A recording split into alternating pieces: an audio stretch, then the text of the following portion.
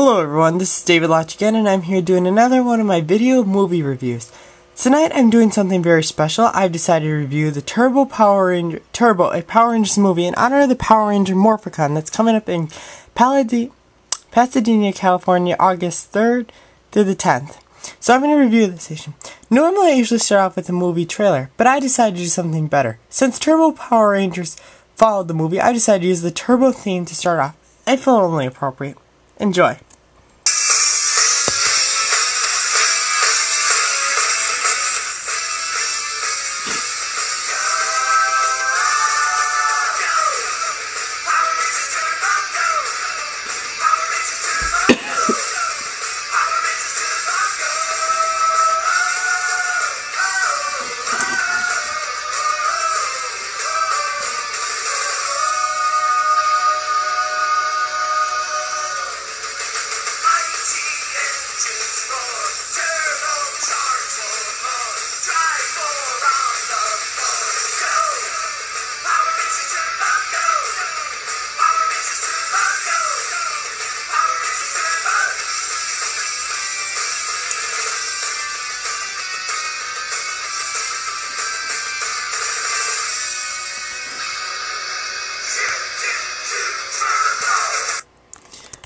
Alright, so that was the Turbo Power Rangers theme, which will be used later in the series that follows the movie.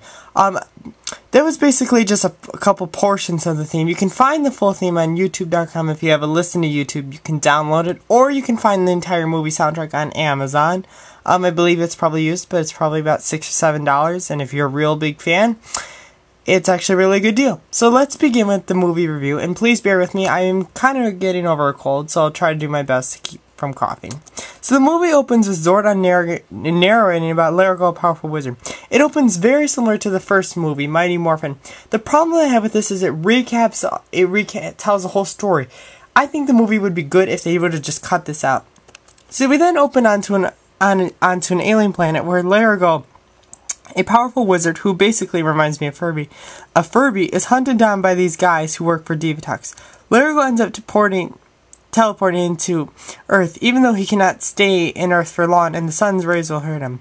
At a martial arts competition, Tommy, the previous Zeo Rangers, Tommy and Adam are practicing. Rocky ends up getting hurt.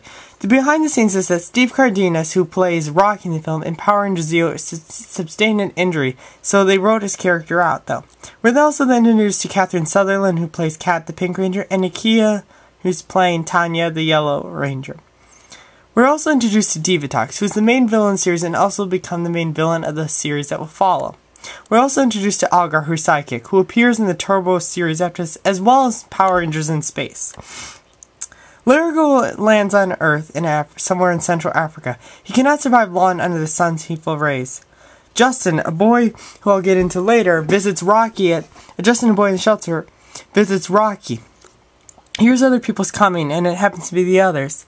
Zordon then sends the Rangers back to the command center. The Rangers teleport and Zordon learns their identities. Zordon then sends Tommy and Catherine to Africa to go and find and rescue Larago. While Catherine's resting against a tree, she's attacked by a python. She ends up falling over a cliff. She tries to morph into her Zeo powers, but she hits the water before the morph finishes, canceling the morph. This is also the last time that you will see This is actually the last time that you'll see the Zeo powers used until Wild Forces Forever Red, where Tommy uses it in an anniversary episode. Tommy then dives in saving him. This is also part of the deleted scene that never appeared in the movie herself, although they released this press photo where Tommy is attacked by a crocodile and Catherine has to pull out her blowtorch from her turbo box and scares the animal away. Tommy and Kat find Larago, and Larago heals Kat's leg. This is also the first time that you will ever see blood in the film series. They both teleport away. Back on the Earth, two divers are captured by Divatox, which is revealed to be Jason and Kimberly, but I'll get into them in a couple minutes.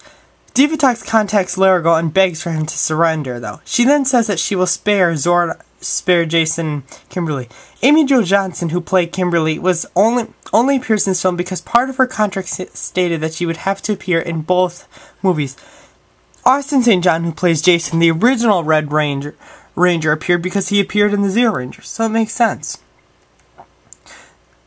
Divatox makes a deal saying she will surrender Jason. She will surrender Jason and Kimberly if Larigo surrenders. Larigo agrees to surrender because Divatox captures his family, but Divatox tricks the Rangers into putting dummies in here.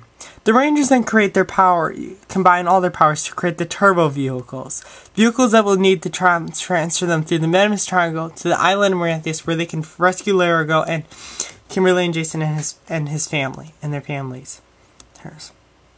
They also then morph. Okay, let's get into the suits. Yeah, they're spandex, but they're really good. They're plain and simple. They're plain and simple. I like it. You know, and they're probably comfortable to use. We then cut to them driving through the desert in turbo vehicles. This is also where you get the first time you hear the turbo theme song in the movie. But because I already played in the beginning, I'm not going to play it again.